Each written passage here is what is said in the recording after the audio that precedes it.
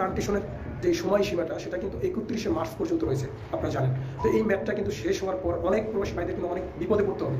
এটা নিয়ে কিন্তু আমি 2টা ভিডিও আপলোড করেছিলাম।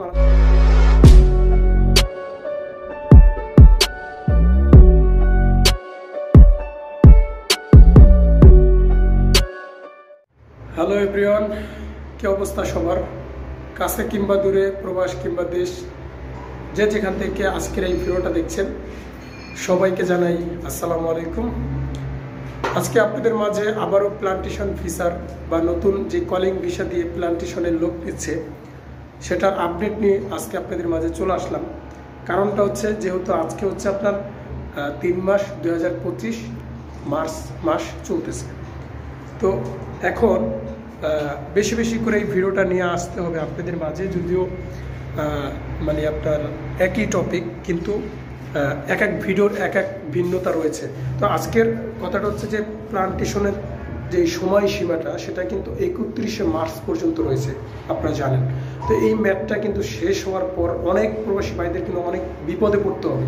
এটা নিয়ে কিন্তু আমি 2টা ভিডিও আপলোড করেছিলাম, আলহামদুলিল্লাহ অনেক ভাই দেখেছে, অনেক ভাই অনেকভাবে কমেন্ট করেছে। তার মধ্যে দেখেন এমডি শাহিন ভাই, তিনি বলেছেন যে ভাই আমি পাসপোর্ট জমা দিছি নভেম্বর মাসে, ঠিক আছে, মেডিকেলও করাইছি, কিন্তু এখনও কোনো আপডেট আসেনি।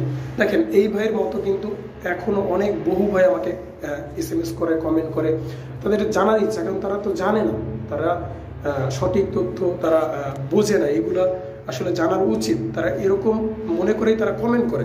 তো এখন আমরা তাদেরকে কী করি, আমরা তাদেরকে রিয়েল ইনফরমেশনটা দিয়ে থাকি সবসময়। তো আজকে আমি কথা বলবো মালয়েশিয়ার নতুন প্লান্টেশন ভিসার যে কার্যক্রমটা শুরু হয়েছে এবং লোক নিচ্ছে, এবং সেটার ম্যাপ কিন্তু বর্তমানে 31শে মার্চ পর্যন্ত। তো ধৈর্য সহকারে ভিডিওটি দেখবেন, আশা করি সব কিছু বুঝতে পারবেন। তো বন্ধুরা, ভিডিওটি শুরু করার আগে আপনাদের কাছে রিকোয়েস্ট, যারা এখন আমার কে ডাঞ্জার টু ইউটিউব চ্যানেলটি সাবস্ক্রাইব করেনি তারা এখনই করে দেবেন, আর যারা করেছেন তাদেরকে অসংখ্য ধন্যবাদ। তো বন্ধুরা, 31শে মার্চের আগে যারা টাকা পয়সা, পাসপোর্ট, মেডিকেল, কলিং, এভরিথিং আপনাদের সব হয়ে গেছে, ঠিক আছে, আপনাদের সব হয়ে গেছে। আজকে আমি পেঁচাবো না, ভিডিওটা বেশি লম্বাও করবো না।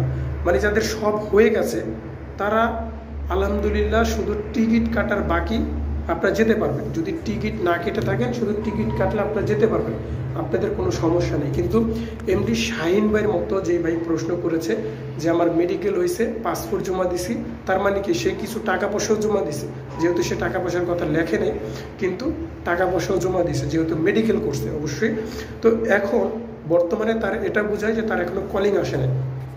আমার মনে হয় সে যেতে পারবে না যদি মালয়েশিয়ার 31শে মার্চের আগে তার যদি সব কিছু, এখন বর্তমানে আর কিছু করার নেই, যেহেতু মানে এখন আর সামনে যে এজেন্সিতে যিনি টাকা পয়সাটা জমা দিছে, এখন আর তার এই এজেন্সি আর সামনে আগাবে না। কারণ 31শে মার্চের পর যদি ম্যাচ বাড়ানো না হয় প্লান্টেশনের, তাহলে কিন্তু দুজনকে বিপদে পড়তে হবে। দুজন বলতে যারা শাহিন ভাইয়ের মতো রয়েছেন, হাজারো প্রবাসী ভাইরা যারা মালয়েশিয়াতে যাওয়ার জন্য এইসব করেছেন, পাসপোর্ট টাকা পয়সা হইতে, তারা কিন্তু সবাই বিপদে পড়বেন। কারণ কিছু এজেন্সি, বা আপনারা জানেন যে মালয়েশিয়ার বর্তমানে বিভিন্ন দেশে যাওয়ার জন্য এজেন্সিতে আমরা টাকা পয়সা জমা দিয়ে থাকি, সেই এজেন্সি যদি ভালো না হয় তাহলে কিন্তু এই যে টাকা পয়সা, পাসপোর্ট, এটা নিয়ে কিন্তু আপনাদের একটা ভোগান্তিতে পড়তে হবে। তো আমি সতর্কর জন্য আজকের এই ভিডিওটা, যে আপনারা যদি পাসপোর্ট, টাকা পয়সা যেখানে রাখছেন রেখে দেন অফ, যদি 31 মার্চের পর যদি আলহামদুলিল্লাহ সময়সীমাটা বাড়ানো হয়, তাহলে আপনারা এটার কার্যক্রম আরও সামনের দিকে এগিয়ে নিয়ে যান। কিন্তু শাহিন ভাইয়ের মতো যারা এইসব করে ফেলছেন, আমার মনে হয় যে এই বিপদ থেকে একমাত্র উদ্ধার হলো তাদের ম্যাটটা বাড়ানো। আমি সব এজেন্সির কথা বলছি না, যদি এজেন্সি ভালো হয় তাহলে আলহামদুলিল্লাহ তার পাসপোর্ট যেটা খরচ হয়েছে সেটা দিয়ে দেবে। কিন্তু যদি ভালো না হয় তাহলে কিন্তু ভাই এটা নিয়ে কিন্তু অনেক ভোগান্তিতে পড়তে হবে। তো আমি সতর্ক করলাম যারা এখনও চিন্তা করতেছেন যে প্লান্টেশনে মালয়েশিয়াতে যাবেন, তাই না, তো টাকা পয়সা জমা দিই, পাসপোর্ট জমা দিই, ম্যাথ তো বাড়বে, যেহেতু 31শে জানুয়ারির পর মার্চ বাড়লো, মার্চের পর আবার এপ্রিল বাড়বে। এটা ভুল ধারণা ভাই, এটা ভুল ধারণা, ঠিক আছে, এটা ভুল ধারণা, এটা মাথায় একবারে আনবেন না আপনারা, এটা ভুল ধারণা। ম্যাথ বাড়তেও পারে, নাও বাড়তে পারে। তো বন্ধুরা, আজকে ছিল এটাই আপনাদের জন্য সতর্কমূলক, যে প্লান্টেশন ভিসার নতুন আপডেট ছিল এটাই, যে ম্যাথ বাড়লে আপনারা যারা টাকা পয়সা জমা দিয়েছেন তারা তো আলহামদুলিল্লাহ সমস্যা নিয়ে যেতে পারবেন, কিন্তু ম্যাথ না পারলে কিন্তু আপনাদের কিন্তু কঠিন বিপদের সম্মুখীন হতে হবে। তো বন্ধুরা, ভিডিওটা এমনি প্রায় 5.5 মিনিটের মতো হয়ে গেছে।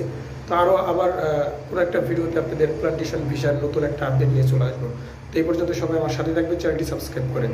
সবাই ভালো থাকবেন, খোদা হাফেজ।